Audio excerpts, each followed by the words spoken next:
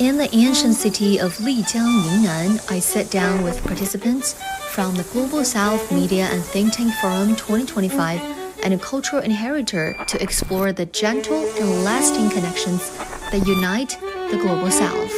I'm so amazed, with your greens, sharing our culture with the others. Cooperation, it will make us to be much more stronger.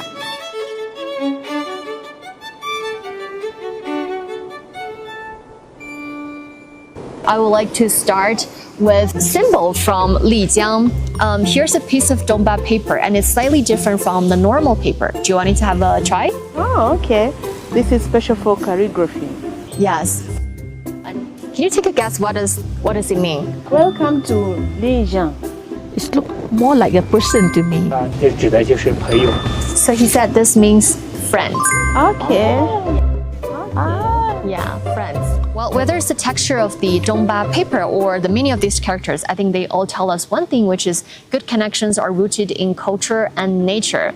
And today we actually sit before a very famous snow-capped mountain in Lijiang, which is the Yulong Stone Mountain. And I understand there are some very famous mountains in your country, in Tanzania as well. For instance, the Mount Kilimanjaro, which is known as the root of Africa. As you say that Kilimanjaro, that's one of the historical heritage of Tanzania. Tanzania has over 120 ethnic groups, but we have been joined with one language is Swahili. We preserve our culture, and the preservation of our culture basically is fundamental to Tanzania. We do have Mount Kinabalu. I can say that I'm still amazed, by your snow mountain, where you have this blue lake valley. You also have these waterfalls, and thousands of Malaysians actually are visiting Yunnan because of these lovely places that you have in Yunnan, and especially in Lijiang. So when most people talk about the Global South, they focus on economics and development. But from your perspective, how does soft cultural links, things like language, heritage, music, art, play a role in building stronger and lasting cooperation among our countries? The soft cultural links play a vital role in fostering mutual understanding and trust among the countries in the Global South. The communication between them, and it also helps us, the people of the Global South, to share their heritage and traditions. Despite having these language barriers, we manage to understand each other. So it's from these small things that we try to understand and to respect each other's culture and heritage. As we meet here, it's one of the ways how we can network with one another from different countries. All of them, we were speaking the same thing, how we can preserve our culture, how we can preserve our heritage. Everyone, when going back home, we are going to implement and doing some other stuffs that will make it possible. The technology, then we can even share the content. Yes, like branches support each other. I think the soft cultural links unite Global South countries beyond trade. 杨老师，纳西族是怎么来保护我们的传统文化的？就是我们是靠那个以前的老东巴的记载的方式而保留出来。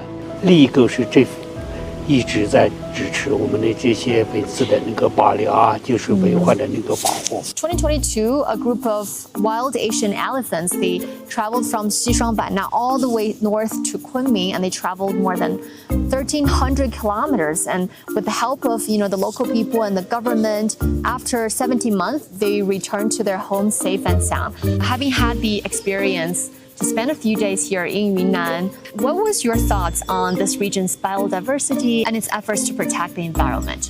You are trying the best to preserve the nature. What we are doing here, an interview, but nearby we have that pond around us.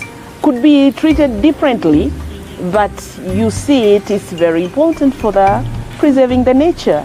True. I'm saying that's incredible. Same like me, because behind us is a very old tree, right? And then even watching those pictures. So this shows that how serious is your government in preserving your nature. I believe this is a great effort by your government.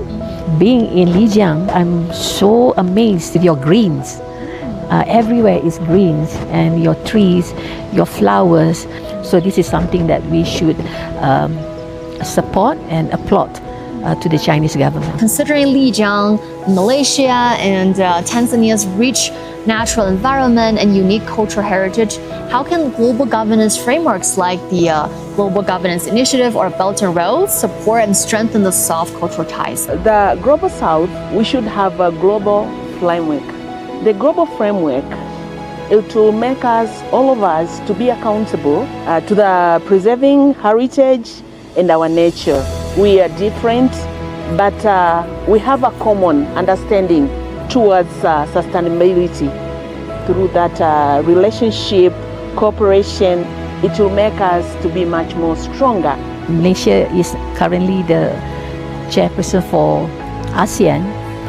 We know that on the ASEAN platform, Malaysia and China especially, we have so many initiatives, going on. From the media point of view, I believe this kind of cooperation can help not only for the Global South countries, but especially for China and Malaysia. We can improve so many aspects besides economy, besides the cultural aspect. Looking ahead, what are your hopes and expectations and wishes for deeper cooperation among Global South countries? To know more about the culture of each country will help us to understand more about the people, to have a better cooperation in the future. Cooperation to be much more stronger and to maintain people-to-people relationship. Mr. Yang, our culture inheritor, will now guide us in writing this blessing in Dongba script.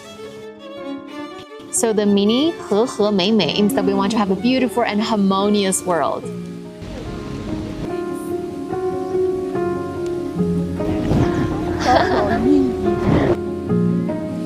Just like this ancient tree, flourishing with strong branches, yet deeply rooted in the soil. The future of Global South cooperation depends not only on solid economic ties, which are the bones, but even more on cultural and soft connections, which form the vital roots and lifeblood of our partnership.